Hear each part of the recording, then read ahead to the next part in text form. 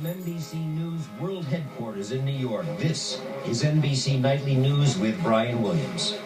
Good evening. It was below freezing at least somewhere today in each of the 50 states. That doesn't happen often. And yes, even Hawaii, where it was 25 this morning near the summit of a volcano.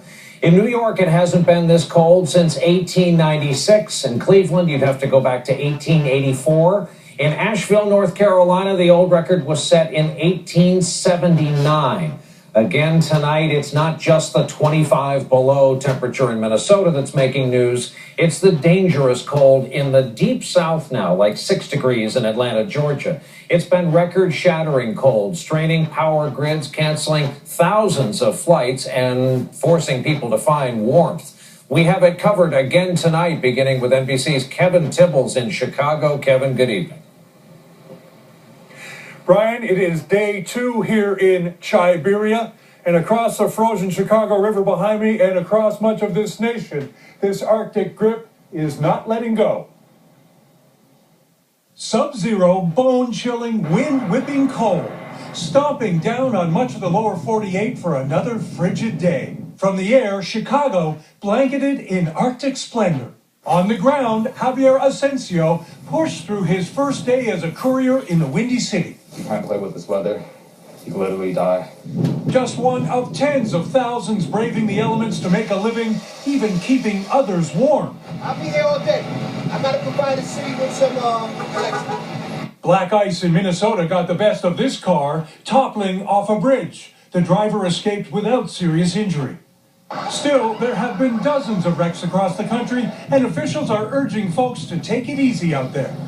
Hundreds of truckers are stranded in Indiana, forced off highways too dangerous to navigate.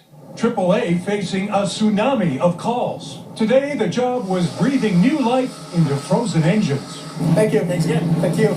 Airports not faring any better. Thousands of delays and cancellations, de-icing the order of the day. Arriving passengers at Washington's Reagan National this afternoon found baggage claimed to be a soggy business. A burst pipe released hundreds of gallons of water, flooding the American Airlines claim area. Even in Toronto, Canada, used to the cold, the airport was shut down completely, stranding thousands with mountains of luggage and lots of frustration. Hundreds of Amtrak passengers were bused to Chicago after spending the night aboard a train stuck some 80 miles from the station.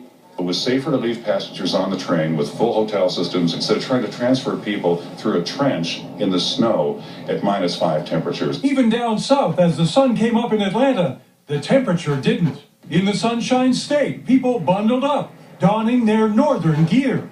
And the cold helped nab a fugitive in Kentucky, as escaped inmate Robert Vick turned himself in. Too cold on the lam. And this picture of Hell, Michigan says it all. Yes, it's frozen over. And good news tonight for parents, if not for kids. Gradually warming temperatures means that schools will be open here in Chicago and many other places tomorrow. As for JetBlue Airlines that grounded all its flights in the Northeast yesterday, those planes were back in the air today. Brian? Cold Kevin Tibbles along the cold Chicago River to start us off tonight. Kevin, thanks again. Now to upstate New York we go, on the banks of the Oswego River, where they are feeling the effects of that cold tonight. Katie Tur is there for us. Katie, good evening. It's also very cold up here, Brian. 7 degrees, -13 with the wind chill, and the wind has really been the story out here. 35 to 45 mile an hour wind gusts all day long, coming off of Lake Ontario, which is just to the right of me. One man described it as blowing like the devil out here, and it certainly was. It's not snowing in Oswego right now, but just a little bit to our north, it is up in Watertown. That's where they're getting the heaviest lake effect snow bands. We tried to get up there a little bit earlier today, and you'll see in this video, but we were not able to do so. We were met by a whiteout on the road, zero visibility, and a block that wouldn't allow us to go through. They made us turn around. It is no secret that it's cold out here, and it's just so cold that you can take a look at this video right here. This is the Salmon River Falls, all but a trickle of water, and it is completely frozen over, just a solid block of ice. Back out here live, there's no accumulation on the ground out here, even though it has been snowing. That's because the winds are just too strong. The snow has not been able to even hit the ground.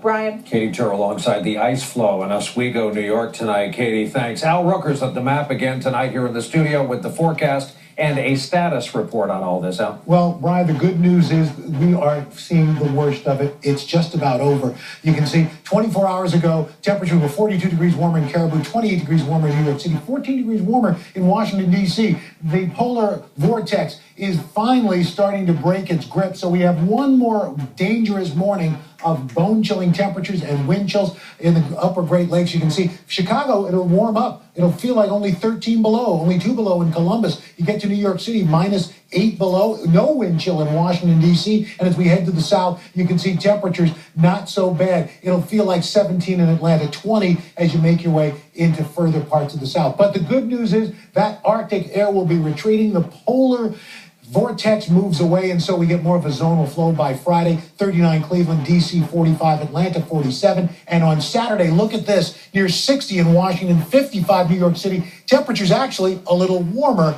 than what they should be at this time. Chicago, it's a veritable heat wave, Brian, with a temperature of 37 degrees. Al Roker, thank you for being with us again tonight. We have late word tonight of a